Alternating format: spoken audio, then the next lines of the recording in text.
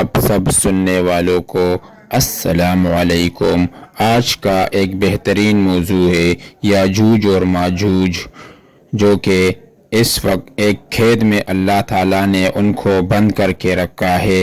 تو آج اس کے بارے میں انشاءاللہ تفصیل سے بتانے والے ہیں۔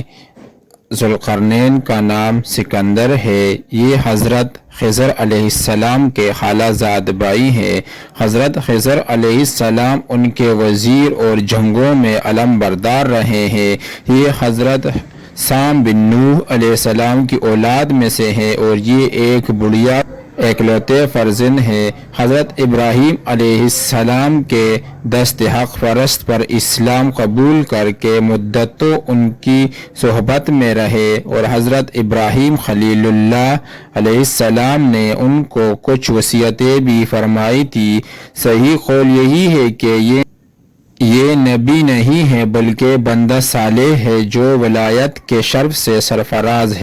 ذوالقرنین کیونکہ لائق حضور صلی اللہ علیہ وآلہ وسلم نے فرمایا کہ یہ ذوالقرنین دو سینگوں والے کے لقب سے اس لیے مشہور ہو گئے کہ انہوں نے دنیا کے دو سینگوں یعنی دونوں کناروں کا چکر لگایا تھا، اور بعض کا قول ہے کہ ان کے دور میں لوگوں کے 2 قرن ختم ہو گئے۔ 100 برس کا ایک قرن ہوتا ہے، اور بعض کہتے ہیں کہ ان کے 2 گیسو تھے اس لیے ذوالقرنین کہلاتے ہیں، اور یہ بھی ایک قول ہے کہ ان کے تاج پر 2 سینگ بنے ہوئے تھے، اور بعض اس کے قائل ہیں کہ خود ان کے سر پر دونوں طرف ابار تھا جو سینگ جیسا نظر آتا تھا، اور بعض نے یہ وجہ بتائی ہے چونکہ ان کے باپ اور ماں نجیب الطرفین اور شریف زادہ تھے، اس لیے لوگ ان کو ذوالقرنین کہنے لگے۔ اللہ تعالیٰ نے ان کو تمام روئے زمین کی بادشاہی عطا فرمائی تھی۔ دنیا میں کل 4 بادشاہ ایسے ہوئے ہیں جن کو پوری زمین کی پوری بادشاہی ملی۔ ان میں 2 مومن تھے اور 2 کافر۔ مومن تو حضرت سلیمان علیہ السلام اور ذوالقرنین ہے، اور کافر ایک بخت نصر اور دوسرا نمرود ہے، اور تمام روئے زمین کے 1/5 بادشاہ اس امت میں ہونے والے ہیں جن کا اسم گرامی حضرت امام مہدی ہے۔ قرآن مجید میں حضرت ذوالقرنین کے 3 سفروں کا حال بیان ہوا ہے جو سورہ کہف میں ہے۔ ہم قرآن مجید ہی سے ان 3 سفروں کا حال تحریر کرتے ہیں جن کی رودات بہت ہی عجیب اور عبرت خیز ہے۔ حضرت ذوالقرنین نے پرانی کتابوں میں پڑھا تھا کہ سام بن نوح علیہ السلام کی اولاد میں سے ایک شخص آب حیات کے چشمے پانی پی لے گا تو اس کو موت نہ آئے گی، اس لیے حضرت ذوالقرنین نے مغرب کا سفر کیا۔ آپ کے ساتھ حضرت خضر علیہ السلام بھی تھے۔ وہ تو آب حیات کے چشمے پر پہنچ گئے اور اس کا پانی بھی پی لیا، مگر حضرت ذوالقرنین کے مقدر میں نہیں تھا، وہ محروم رہ گئے۔ اس سفر میں آپ جانب مغرب روانہ ہوئے تو جہاں تک آبادی کا نام و نشان ہے وہ سب منزلیں طے کر کے آپ ایسے مقام پر پہنچے کہ انہیں سورج غروب کے وقت ایسا نظر آیا کہ وہ ایک سیاہ چشمے میں ڈوب رہا ہے، جیسا کہ سمندری سفر کرنے والوں کو آفتاب سمندر کے کالے پانی میں ڈوبتا نظر آتا ہے۔ وہاں ان کو ایسی قوم ملی جو جانوروں کی کھال پہنے ہوئے تھے، اس کے سوا کوئی دوسرا لباس ان کے بدن پر نہیں تھا، اور دریائے مردہ جانوروں کے سوا ان کی غذا کا کوئی دوسرا سامان نہیں تھا۔ یہ قوم ناسک کہلاتی تھی۔ حضرت ذوالقرنین نے دیکھا کہ ان کے لشکر بے شمار ہے اور یہ لوگ بہت ہی طاقت اور جنگجو ہے، تو حضرت ذوالقرنین نے ان لوگوں کے گرد اپنی فوجوں کا گھیرا ڈال کر ان لوگوں کو بے بس کر دیا۔ کچھ تو مشرف ایمان ہو گئے اور کچھ آپ کی فوجوں کے ہاتھ سے مقتول ہو گئے۔ پھر آپ نے مشرق پھر آپ نے مشرق کا سفر فرمایا یہاں تک کہ جب سورج طلوع ہونے کی جگہ پہنچے تو یہ دیکھا کہ وہاں ایک ایسی قوم ہے جن کے پاس کوئی عمارت اور مکانات نہیں ہے۔ ان لوگوں کا یہ حال تھا کہ سورج طلوع ہونے کے وقت یہ لوگ زمین کے غاروں میں چھپ جاتے تھے اور سورج ڈل جانے کے بعد غاروں سے نکل کر اپنی روزی کی تلاش میں لگ جاتے تھے۔ یہ لوگ منسلک کہلاتے تھے۔ حضرت ذوالقرنین نے ان لوگوں کے مقابلے میں بھی لشکر آرائی کی اور جو لوگ ایمان لائے ان کے ساتھ بہترین سلوک کیا اور جو اپنے کفر پر اڑے رہے ان کو تباہ کر دیا۔ پھر آپ نے شمال کی جانب سفر فرمایا یہاں تک کہ صدیم دو پہاڑوں کے درمیان میں پہنچے تو وہاں کی آبادی والوں کی عجیب و غریب زبان تھی۔